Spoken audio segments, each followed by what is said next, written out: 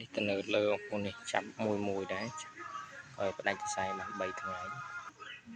ទី3ចាប់គ្រាប់ឃើញតែចាប់គ្រាប់បាននេះស្អាតដែរហើយបានក្រោយយើងផ្ដាច់ខ្សែបាន3ថ្ងៃនេះសត្វអាចគោក៏មានហ្នឹងបងប្អូនតែគាត់ថាលើវាមានខ្លះដែលថាយើងចំហុយអត់បានឆ្អិនល្អ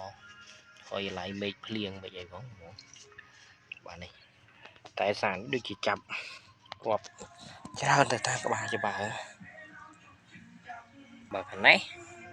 ដូចជាលូតមេមកច្រើនដែរខាងនេះទៅនៅក្រោមគេដូចជាមាន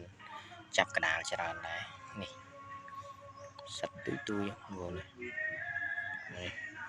ពួកនេះធំដែរមានអារម្មណ៍ថាក្បាលច្បាស់ខាងនេះខាងទៅនៅក្រោមនេះមានអារម្មណ៍ថាដូចជាច្រើនកដាលធំអស់3ថ្ងៃដែរប៉ុន្តែដូចជាលូតធំជាងគេមើលខាងនេះតាមក្បាលច្បាស់បងប្អូននេះស្ញេះមកនេះមិនសត្វអាចគោណាបងប្អូនសត្វច្បាស់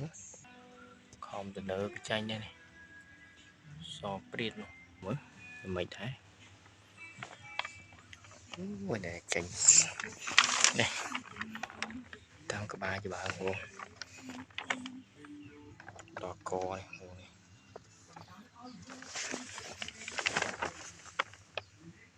មានអារម្មណ៍ថារៀងស្ងួតដោយសារយើងឲ្យខ្យល់ខ្លាំង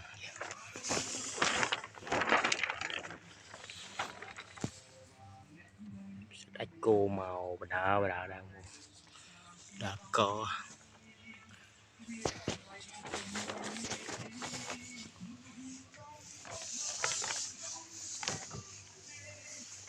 បាទលាយគ្នាបង